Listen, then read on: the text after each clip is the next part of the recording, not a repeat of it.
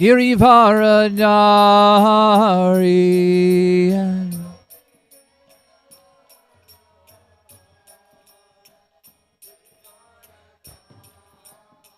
Yashodhanandana Brajajana Ranjana.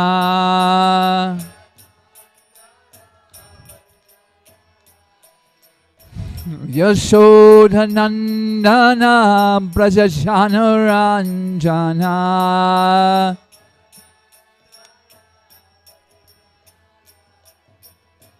Yamuna Tira Vanachari.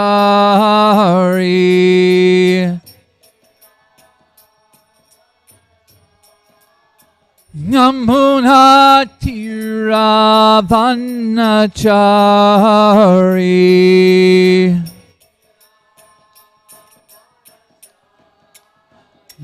Jaya Radha Madhava Kunjabiyari.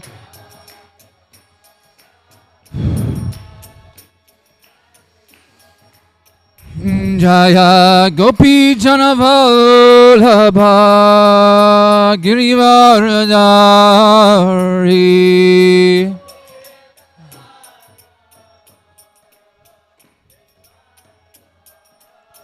Yashodhanandana Brajajana Ranjana.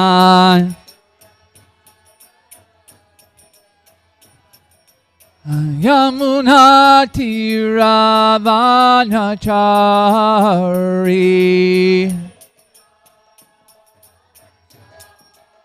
Hare Krishna, Hare Krishna, Krishna Krishna, Hare Hare, Hare Rama, Hare Rama, Rama Rama, Hare Hare, Hare.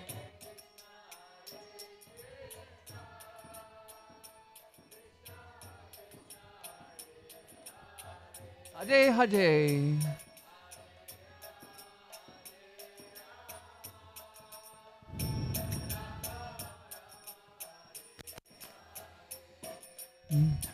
Hare Krishna, Hare Krishna, Krishna Krishna, Hare Hare, Hare Rama, Hare Rama, Rama Rama, Hare Hare.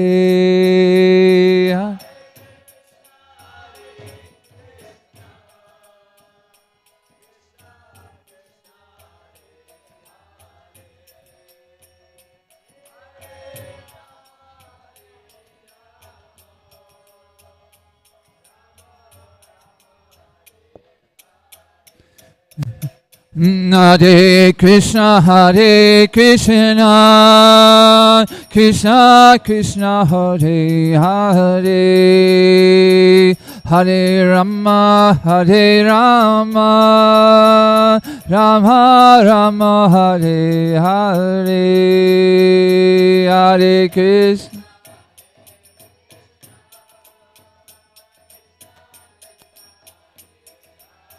Hare Hare.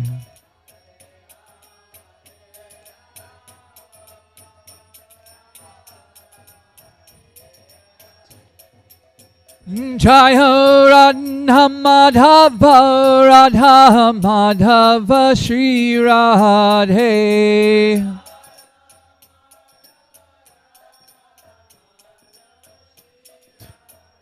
Jaya Radha Kalasanji, Radha Kalasanji, Shri Radhe.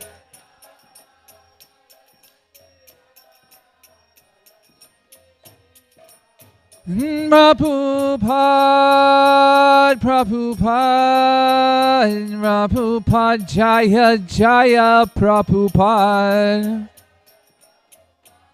Prabhupada.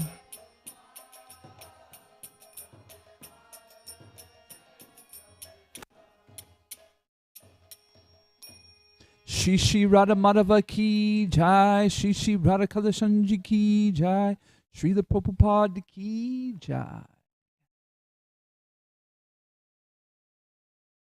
Om Namo Bhagavate Vasudevaya.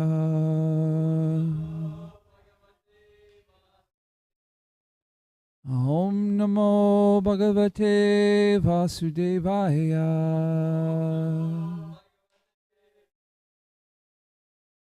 Om Namo Bhagavate Vasudevaya.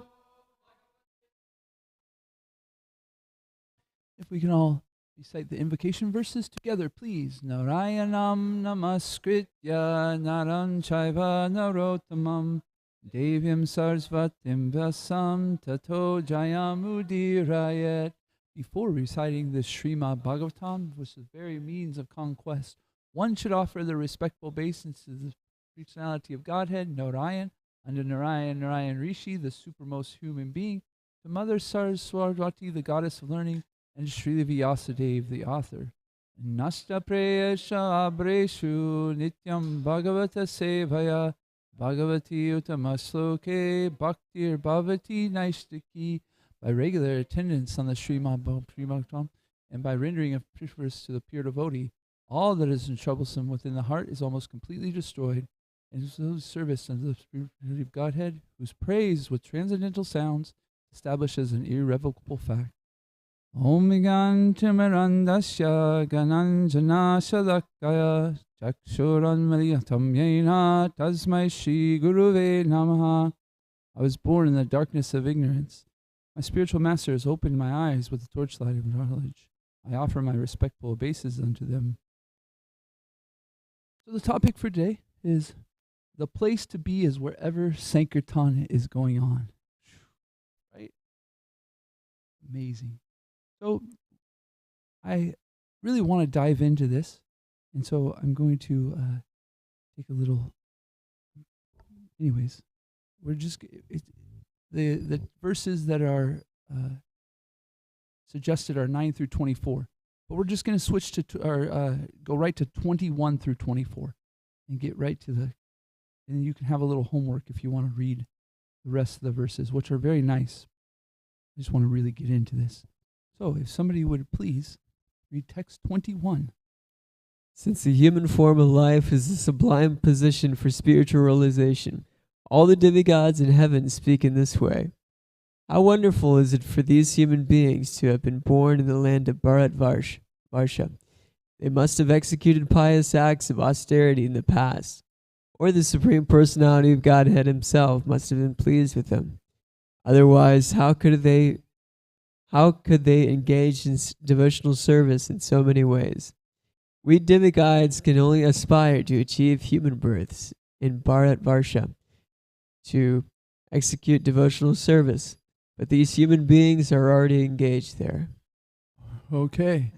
Who's talking, Dustin? Who's speaking here? Light switch. The light switch is... I'm a little confused. Turn on the light for me, please. Turn on the lights for you? Well, on text 22, the first sentence says, or the first three words, 22. Oh, the devas, the demigods. Demigods are speaking, yeah. Because we skipped a little bit, so I thought it would be good to realize who's speaking in this context. Okay, text 23, please. 22.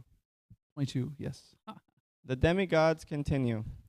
After performing the very difficult tasks of executing Vedic ritualistic sacrifices, undergoing austerities, observing vows, and giving charity, we have achieved this position as inhabitants of the heavenly planets. But what is the value of this achievement? Here we are certainly very engaged in material sense gratification, and therefore we can hardly remember the lotus feet of Lord Narayan. Indeed, because of our excessive sense gratification, we have almost forgotten his lotus feet. So, for us who haven't grown up in this culture or this understanding, quite often we have an understanding of how wonderful it would be to go to the heavenly planets, right? Like, gosh, I really would like to go into a place that's nicer. But right here, the demigods are saying, nah, This isn't the case. Actually, we are in the heavenly planets and we want to go to Earth. Let's find out why. A short life in the land of Bharadvarsha is preferable to a life achieved in Brahmaloka for millions and billions of years. Because even if one is elevated to Brahmaloka, he must return to repeated birth and death. Oh. Although life in Bharadvarsha in a lower planetary system is very short, one who lives there can elevate himself to full Krishna consciousness and achieve the highest perfection even in this short life by fully surrendering unto the lotus feet of the Lord. Thus, one attains Vaikuntha Loka, where there is neither anxiety nor repeated birth in a material body. So why do the demigods want to even take birth in this middle planet? It's the choo-choo expressway train going back to Godhead quickest. We're doing it. Okay, 23, please. Thank you. I'm sorry. An intelligent person does not take interest in a place even in the topmost planetary system. If the pure Ganges of topics concerning the Supreme Lord's activities does not flow there, if there are not devotees engaged in the service on the banks of such a river of piety, or if there are no festivals of Sankirtan Yagna to satisfy the Lord, especially since Sankirtan Yagna is recommended in this age. Okay, let's go to this verse and do the Sanskrit, please.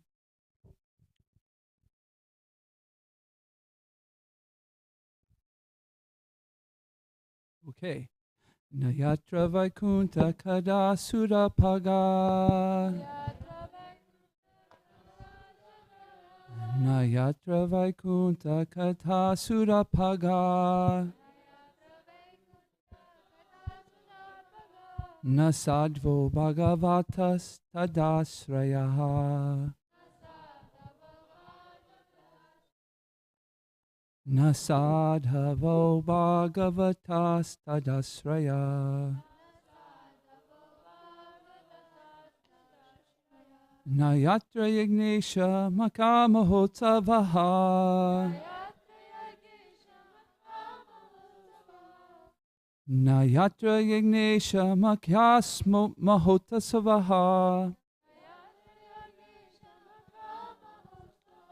Shuresha Loko Pinavasav Sevyatam.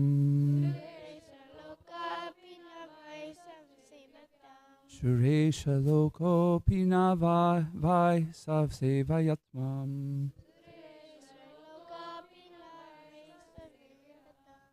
Bolo, please. Rock, paper, scissors. I'm just kidding. Go ahead. Nayatra Vaikunta Kada Sudpaga. Nasadvo Bhagavatas Tadrasrayaha. Nayatra Yagnesha Makamotasva. Shushesha Loka Pinavaisa Sevyatam.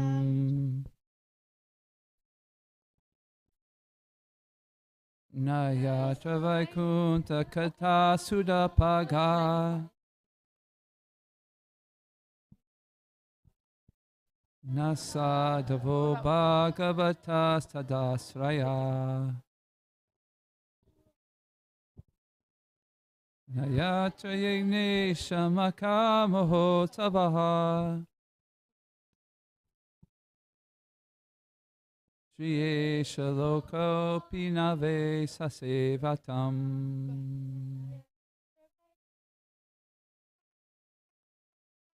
Nayatra Vaikunta Kata Sudapaga.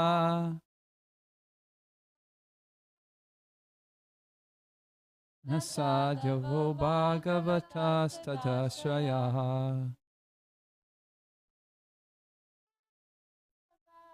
Nayatra Yagnesha Makamahotava.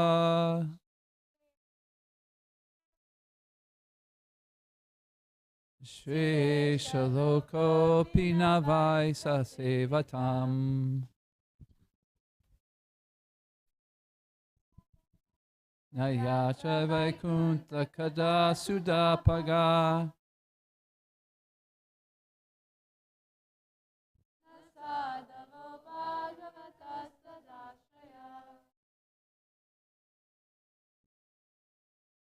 Nayacha Yigni Shamaka Mahotava. Ruesha Loko Pinavai Sasevaya. Jaishnav, where's your Bhagavatam? Would you want this one? No, you're good? Okay. I was a little surprised to see you without it. Okay. Before we go into the translation, is there any words here we recognize? Which one? Sadhavo. Oh, okay. What's Sadhavo? The devotees. Vaikunta.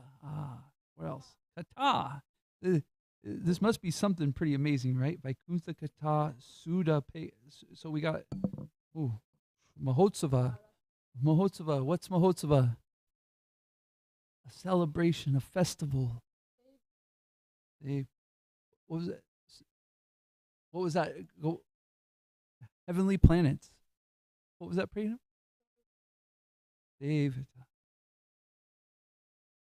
Yeah. This is quite the verse right here, huh? Nah. Okay. Okay, together, please. Na, not. Yatra, where. Vaikunta kada sada apakaha. The nectarine rivers of discussion about the Supreme Personality of Godhead, who's called Vaikunta, or one who drives away all anxiety. Na, nor. Sadavaha, devotees. Bhagavata, always engaged in the service of the Lord. Tat ashraya, who are sheltered by the Supreme Personality of Godhead. Na, nor. Yatra, where. Yagna isha makaha, the performance of devotional service to the Lord of sacrifices. Maha Utsava, which are actual festivals. Sharesha lokaha, a place inhabited by the denizens of heavens. Api, although not by certainly.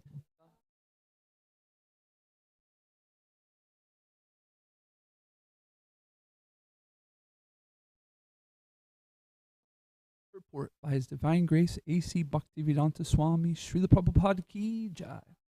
An intelligent person does not take interest in a place, even in the topmost planetary system, if the pure Ganges of topics concerning the Supreme Lord's activities do not flow there.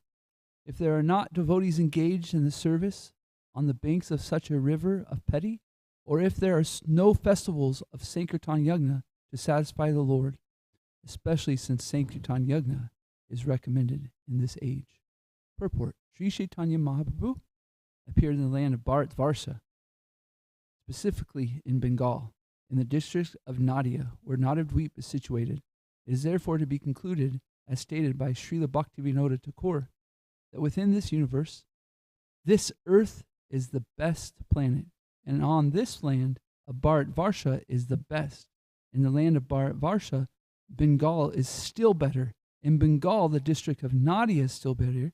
And in Nadia, the best place is Navadweep, because Sri Chaitanya Mahaprabhu appeared there to inaugurate the performance of sacrifice of chanting Hare Krishna Maha Mantra. Jai. I was really thinking about in the Nectar of Instruction, we have the explanation of Krishna Lila, right? Like Shama Kund, Radha Kund, and so Srila Prabhupada has given this amazing purport of the levels of Navadweep, right? Okay. We're just going to move on from the Sanskrit. Lord Sri Chaitanya Mahaprabhu is always accompanied by his very confidential associates, such as Nityananda, Sri Gadadhar, and Sri Advaita, and by many devotees like Srivas. They are always engaged in chanting the names of the Lord and are always describing Lord Krishna. Therefore, this is the best among all places in the universe. The Krishna consciousness movement has established its center in Mayapur, the birth site of Lord Sri Chaitanya Mahaprabhu, to give men the great opportunity to go there and perform a constant festival of Sankirtan Yagya. as recommended herein, Yagnesha Maka Mahotsava, and to distribute prasad to the millions of hungry people hankering for spiritual emancipation. This is the mission of Krishna consciousness movement. Chaitanya Bhagavat confirms this as follows. One should not desire to be elevated even to a place in the heavenly planetary systems if it has no propaganda to expand the glories of the Supreme Personality of Godhead. No trace of Vaishnavas, pure devotees of Lord, and no festivals for spreading Krishna consciousness. It would be better to live perpetually cramped within the airtight bag of a mother's womb, where one can at least remember the lotus feet of the Lord, than to live in a place where there is no opportunity to remember his lotus feet. I pray not to be allowed to take birth in such a condemned place. Yeah. Similarly, in Chaitanya Charitamrita, Krishnadas Kaviraj Goswami says that since Sri Chaitanya Mahaprabhu is the inaugurator of the Sankirtan movement, anyone who performs Sankirtan to please the Lord is very, very glorious. Such a person has perfect intelligence, whereas others in the ignorance of material existence. Of all sacrifices mentioned in the Vedic literatures, the performance of Sankirtan Yagya is the best. Even the performance of 100 Ashwamedha sacrifices cannot compare to the sacrifice of Sankirtan.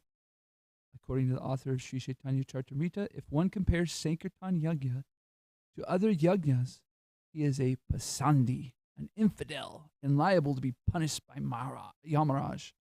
There are many Mayavadis who think that the performance of Sankirtan Yagya is a pious activity similar to the performance of the Asvamedha Yagya and other such pious functions. But this is Nama Aparad. Chanting the holy name of Narayana and chanting the other names are never equal, and despite what Mayavadis think. Wow. Right? I thought I'd take a minute to just appreciate Lord Chaitanya, who appeared here only 500 years ago. I mean, when we think about that, time is infinite. The millions, billions of years that this earth has, this universe has been in existence, 500 years ago, like nothing. Like it happened 2 seconds ago. And so, being so in proximity of that event, that Mahotsava, we are feeling we're getting the mercy of it. And that mercy that Chaitanya was giving us was the Sankirtan Yagya. So in Srila Prabhupada's purport, he mentions Asvamedha Yagya, which means it's a different kind of sacrifice. It's done by even Indra, who is the boss of the heavenly planets, the demigods. But here Srila Prabhupada is saying even that yagya has nothing compared to Sankirtan Yagya. This pious activity is nothing to do with this transcendental activity. So when we talk transcendental activity, we're talking about an activity that is happening in the spiritual world. Isn't this amazing that we are doing right now, have the opportunity right now to do something that's being done in the spiritual world? This material world has so many faults, right? So many disturbances. And yet this one boon that is so amazing that we can do things that are being happening in the spiritual world right now is actually a little bit like we actually can't understand it to a certain degree, you know? It's kind of mind-blowing, right? Really? Is this going on in the spiritual world? Yeah? Really? Really? Well, that's Krishna consciousness. We're going through the process to really understand, wow, I am participating in something that is completely transcendental and that is literally happening in the spiritual world, and everybody is just so joyous. What is that? singing, dancing, and feasting. Srila Prabhupada says, he mentions prasadam, and we're talking about Sankirtan or chanting Hare Krishna. And then it said that in the spiritual world that every step is a dance and every word is a song. Prasadam. Prasadam is food that's been sanctified by the Lord because it's sanctified because we offer it to Him. We say, hey, I've cooked this. Matter of fact, you've given me really all facility to make this, to cook this, to buy this. So before I take in it, I'm going to say a prayer and say, you please eat first. And then Krishna will accept it, and that food becomes called prasad or mercy. So we are in this movement right now, the Sankirtan Yajna. The best of sacrifices. We're in it right now. It's mind-blowing that we have an opportunity to participate in the most glorious sacrifice. And Lord Chaitanya is encouraging us. Well, actually, what I'll do is, I think it'd be nice to define or understand what is Sankirtan, right? What is this Sankirtan Yajna? What does Sankirtan mean? Anybody have any? It's quite diverse in what we can understand as Sankirtan. So, what are you guys' understanding of Sankirtan, or what do we understand? Congregational chanting of the names of the Lord. Congregational chanting of the holy names of the Lord. Anybody else?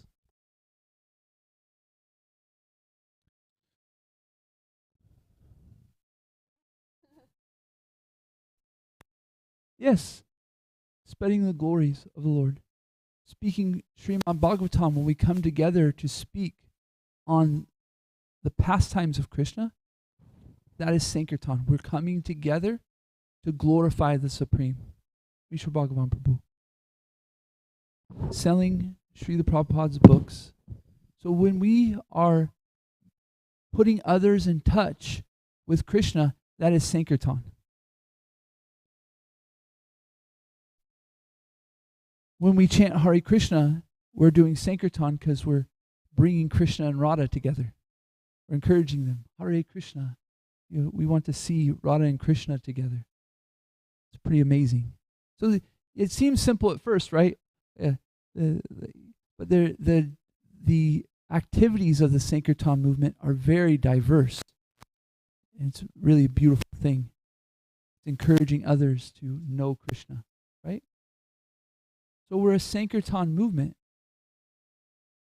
which comes down to sharing Krishna with others.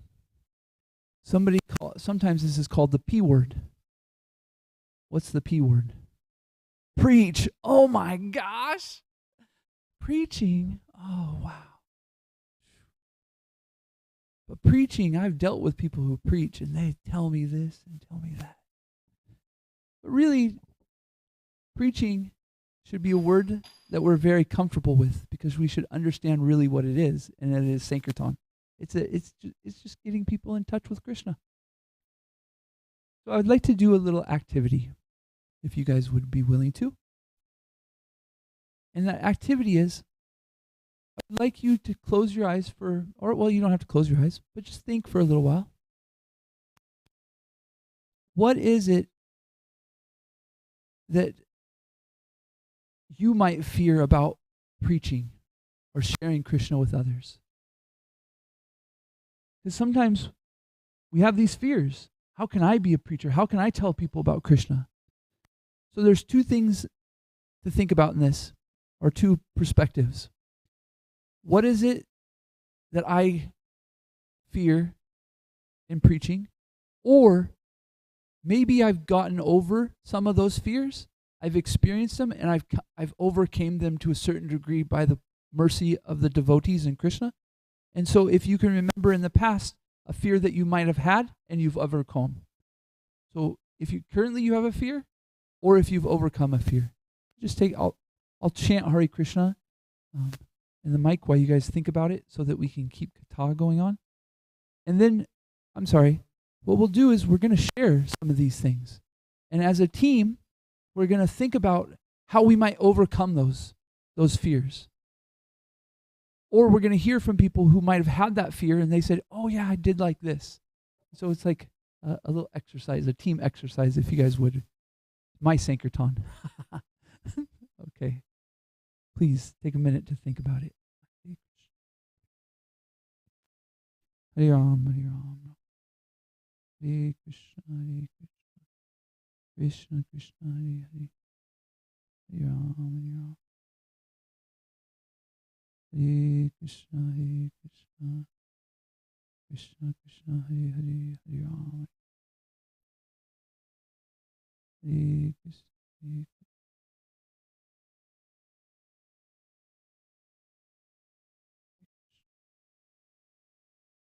Hare Ram, Hare Ram. What is that? You think about, I'm going to share Krishna with somebody. There's a thing that maybe pokes you. You say, but if this if that happens, I'd be really scared. That might I'm not comfortable with that. So I don't know if I should share Krishna with others because I'm really being vulnerable.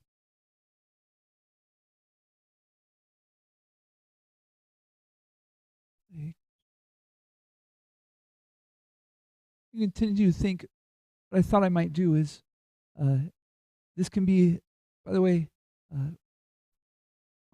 this can be a vulnerable spot, right? We're kind of sharing our heart here. So I thought I would go first, and the encouragement that we can share and hear from others. And so one thing that really has been a fear in my preaching that I've noticed over the time isn't so much with people that are new, it's actually with my peers. Because I really am not good with Sanskrit. It's really tough for me. When I was a kid in high school, 11th grade, the teacher would go paragraph to paragraph and you'd read in class. And I would read and I'd literally be crying because I could, reading was so tough for me. And so over time, I've actually had to memorize the English language. I'm not very good phonetically. So when I try to do Sankirtan, it's very tough. It's very tough. I'm getting better at it. But it was really tough for me because one thing that I've learned about my vehicle, my body, is that internally I got a pretty strong vehicle. My engine's really good. But my body and my wheels are maybe a big clunker, So it's you imagine a vehicle that's like a clunker, but it's got this revved up engine. So mentally and internally, I'll read Sanskrit and I can it's and I'll understand things. But when I try to speak, sometimes my body, it goes, blah, blah, blah, blah. And this is just part of my vehicle. So I've realized over time, it's I just have to deal with it this way that my tongue just has this difficulty.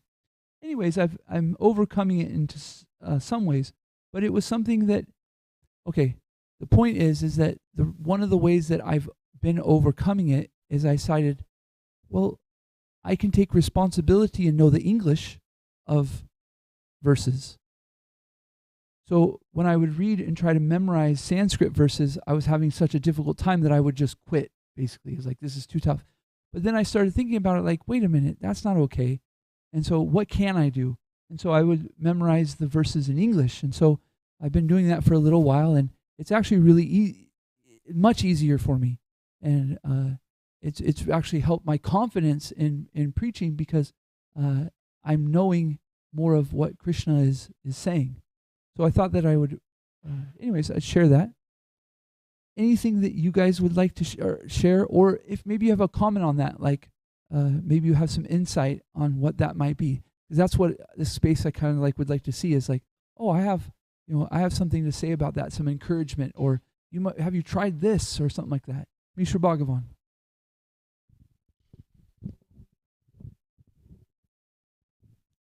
In Mayapur, Navadvip, most of the people that are born there aren't very happy with it.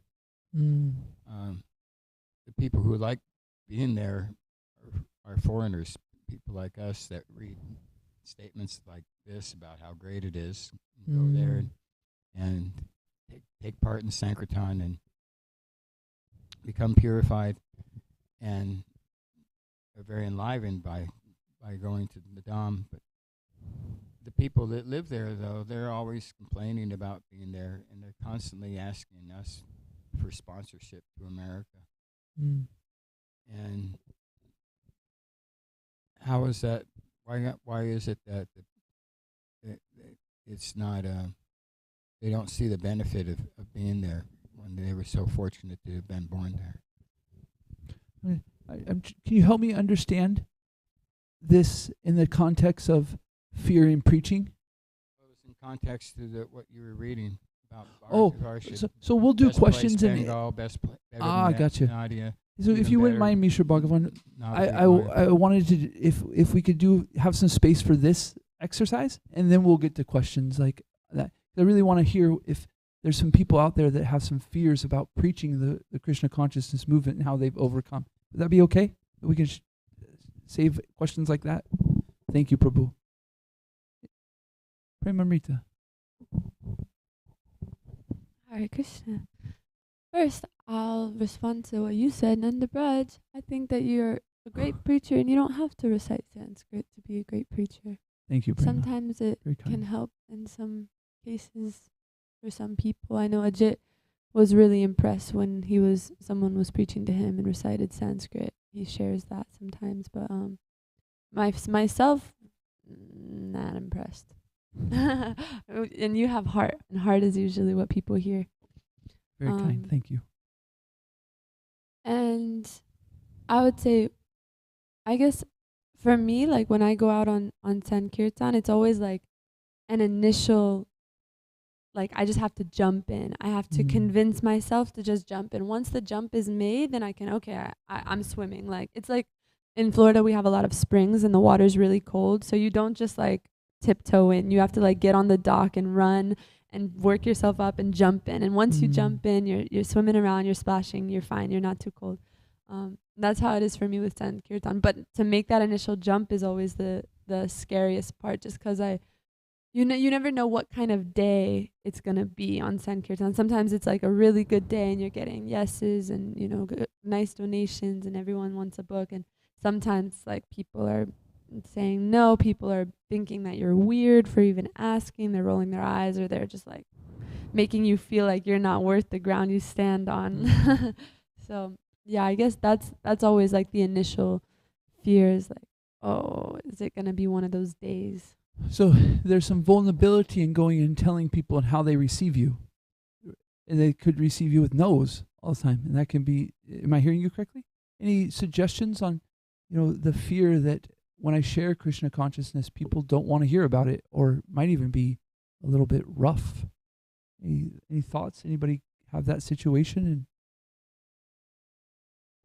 You have somebody? I mean, I think she already kind of answered her own thing. You kind of just have to jump in. Yeah, you have to break the ice. I haven't found a way for the ice to not be there. The ice is gonna be there at first. I don't know. Probably if you do it really long time, consistently for years, maybe the ice is less there. But I think there's gonna be a little bit of ice you just have to break. It's kind of like a cycle.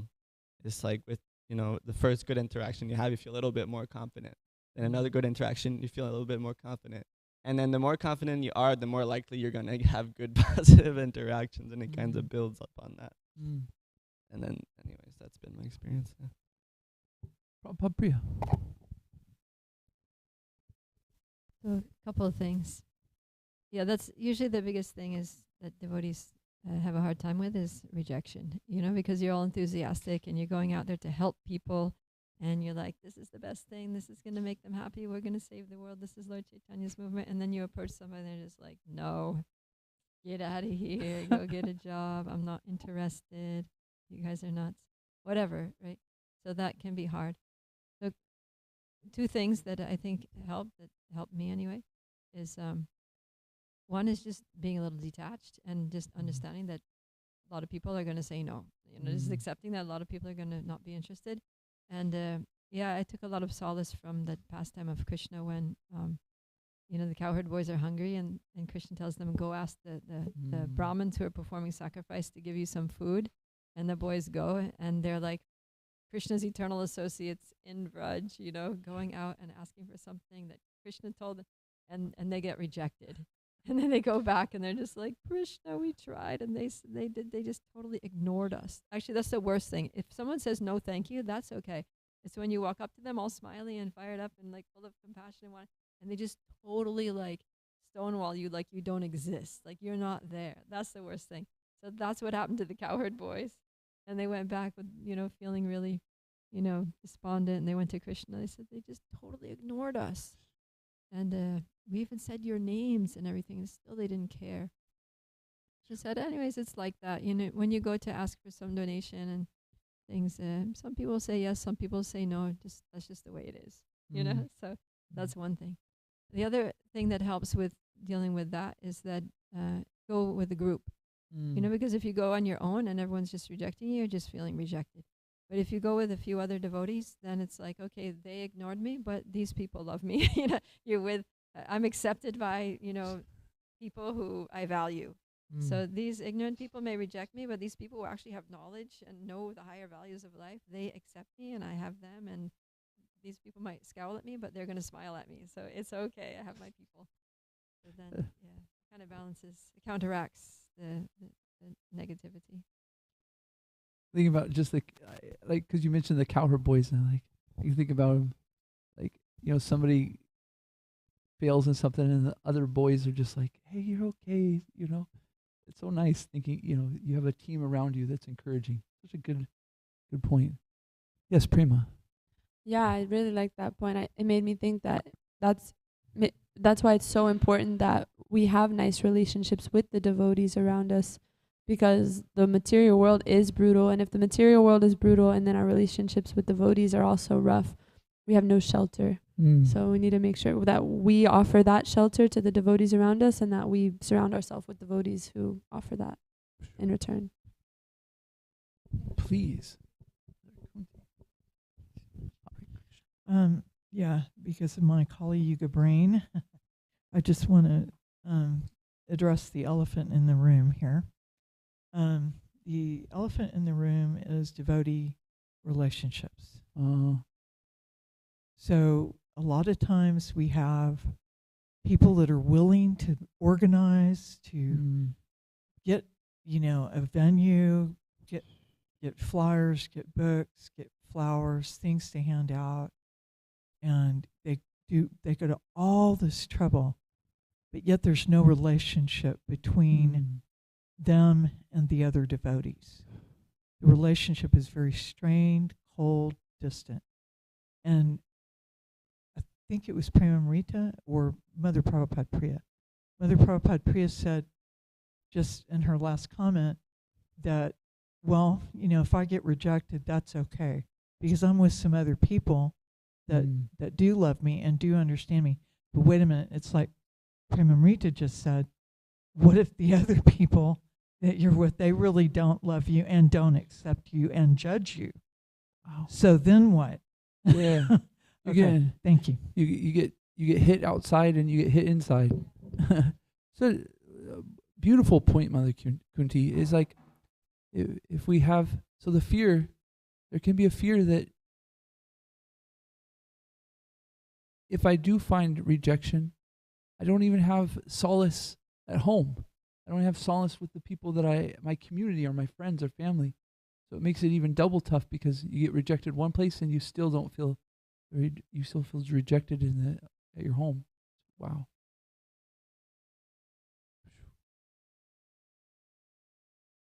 I was thinking, there's a couple of things that I've done. One thing is that just the intelligence that Srila Prabhupada has given, that people are covered in different ways. So some people are covered in a way that they won't be able to touch a book. There's some people that are covered in a way they can touch a book. There's some people that can open a book. There's some people that can take the book. And our job is just to try to do the best that they'll give us, And so if somebody can't, if somebody just ignores us, I like to say a prayer for them. Just be like, Krishna, You know, that's your child. Please love them. You know, and it's such a small thing, but sometimes small things done often make an impact, and we don't know the impact that we're doing for that person, but at least I know that like I'm making an impact on Krishna in saying that I love your children, I love every one of your child, and so even if they tell me no, I still pray for them. I still ask you to bless them, and you know that's one point. Or if I can't get there, I'll go back and I'll just say, Krishna loves me, Krishna loves me, Krishna loves me, Krishna. And I just say it like 100 times, okay, 10, 15, 20 times until I go, oh, Krishna loves me. He didn't judge me on the fact that that person said no. Krishna loved that I am trying it. A couple things. Yes, Drista, yeah, you had your own note a while ago. Sorry, I didn't.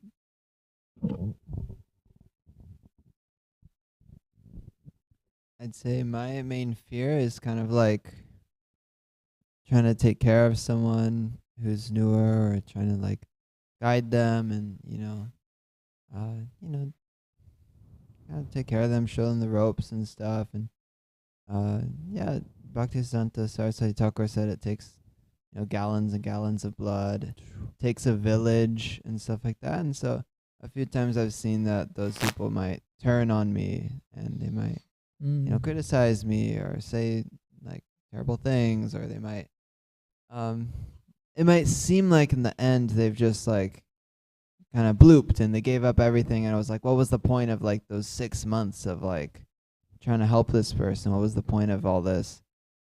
Because it's just like, oh, like screw you, I'm going back to the material world, or oh, you're this or that. So that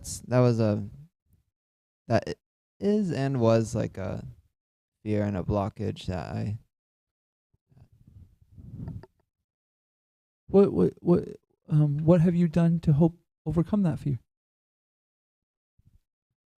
Well, I've gotten some advice that, of course, our philosophy says, nothing is lost, and that, every time they even chant it one time, it's their eternal benefit. And also that, if it was easy, everyone would do it. If it was easy to help others, everyone would help others. But, it's Prabhupada's mission, it's Prabhupada's legacy, and so even if it's hard, we still have to do it. We still have to try. I was appreciating your sincerity in wanting to help people, because that's a Vaishnav quality, is that compassion, that like, oh, they left. And so we're not lamenting for the body, right? We're feeling compassion that this person is on their way back home, back to Godhead, and now they've decided to take a little, or not a little, maybe bigger. Anyways, they take a wrong exit. Go ahead. I guess I'll share kind of another part. I was at like this one festival one time, and the people there were just like intoxicated out of their mind, and like no books were going out, and I got like really frustrated, and I was like, I don't care about these people. If they don't want Krishna consciousness, then good for them. I'm happy with my Krishna consciousness. They can just go to hell or whatever. And so sometimes I do feel that way, but still do it for Prabhupada. Even if you aren't compassionate, even if you aren't feeling it, just do it for Srila Prabhupada.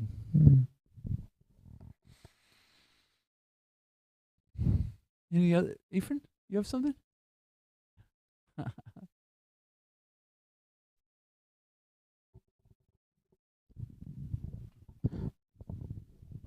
Well, I have an example of something that happened not too long ago. Because I come from a like real deep like Baptist background, so when I go back home to visit my family, they're very like, so you go to church? And I'm like, I would always say yes. And they're like, well, what church do you go to? And I'm like, oh, I go to like First Baptist, so, just because I didn't want them to say anything, because they're real quick to judge and stuff like that. And But then, like, not too long ago, like maybe like a few, no, probably like holiday or something. Like I was there, and then one of my uncles, he's very deep in like, well, all my family back there's, I'm from West Texas, from Midland, so everyone there's very conservative and deep Baptist, and they're like, we're at the dinner table at my grandma's, and they're like, so I see all those tattoos, and they look like you're very like spiritual and stuff like that. Like, are you worshiping all these other gods and all this stuff? And I'm like, I'm just like, everyone's just staring at me at the dinner table, and I'm like, what? Like, oh my gosh, like, what did I say? And I was like, well, I like what I like, and it doesn't bother anybody. And I go to the temple. Yeah, it's a Hindu temple, and I like to go there. And you do what you do, and I do what I do, and I'm not judging anybody, and that's it. And like, so what do you do? And I go, I go there and I meditate, and everyone there's real nice, and they care about me. And Oh. if I don't go, they're asking about me, or they'll message me on Facebook. And when was the last time y'all did that? I don't even hear about y'all like months. Mm. And they were like, okay, so let's go ahead and eat. You know, so it was kind of like I'm not judging y'all, so y'all can believe whoever y'all want, but you know, y'all can believe in what y'all want, but I believe in what I want. Wow. You know, and just kind of it just went like, we changed the subject, they changed the subject, and they just it went like that. So, your fear at first was, how would your family receive you? How would the people around you that are close to you, if you told them about your dirty secret that you go to the temple? Yeah. But you, by the way, there is an intelligence of, how do I protect myself and others from bad situations? So sometimes fear in this case, to a certain degree, is good. But then you, over time, got comfortable where you overcame it to a different degree. So this is a really good example of somebody who, that fear was good, but after time of growth, then your intelligence comes in a way that you can share in a different way. And that's what Krishna consciousness is a lot about, is that we have fears that at time are okay, but then we grow as people. We change. And so then, that change brings up times and occasions that we can make a step even closer to strengthen our identity as a follower of Krishna. I was appreciating, even you were telling me the other day about how your family was like, your mom. You're telling me your mom is like, wow, you're so peaceful right now. Don't you usually have a really stressful time in your life right now? And she was telling you about how peaceful you were. Is that right? You want to say something about that, or it's just because like, with work, like usually this time of the year, because of the state fair, like it's business kind of slows down, I guess. And it's for me and some of my colleagues, like we always notice, like, because I'm a hairstylist, so this time of year always slows down, and we're like, what's going on? Like, oh, everyone's spending their money at the fair. So then I start stressing out, and I'm like, oh my god, like I'm gonna be homeless, and blah, blah, blah. And I'm calling my mom, like, Mom, I've been so slow. And then this year I've been like nothing. I'm like, have you been slow? Like, yeah. Well, you haven't called me and stressed out. I'm like, I don't know, I'll be fine. You know.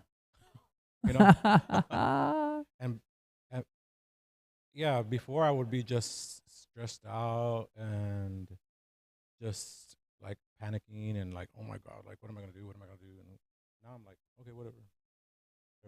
I love this story. It really like shows how practical Krishna consciousness is. We don't have to over endeavor in anything. We can live a life as devotees, and that's Sankirtan. Your mom has even noticed something different about you. What's going on? And right? And who knows where the questions will come after that, And then that's been like, I've been in Dallas since 2004, and I've been stressing out every year since then.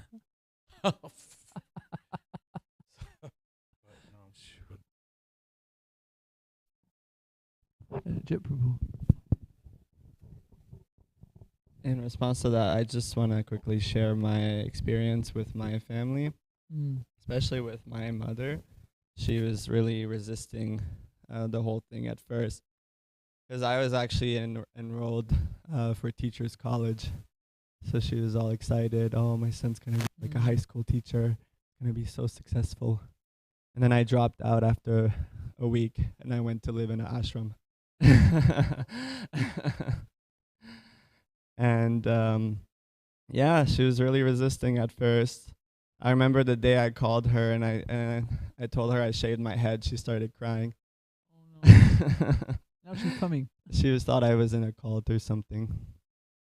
But over time, she became more and more favorable, and she came for my initiation, and she was so happy, and the devotees treated her so well. And now she's coming. She's flying from Ottawa, Canada. She's coming here for like a few days. She's on November 16th to the 20th. Oh, nice.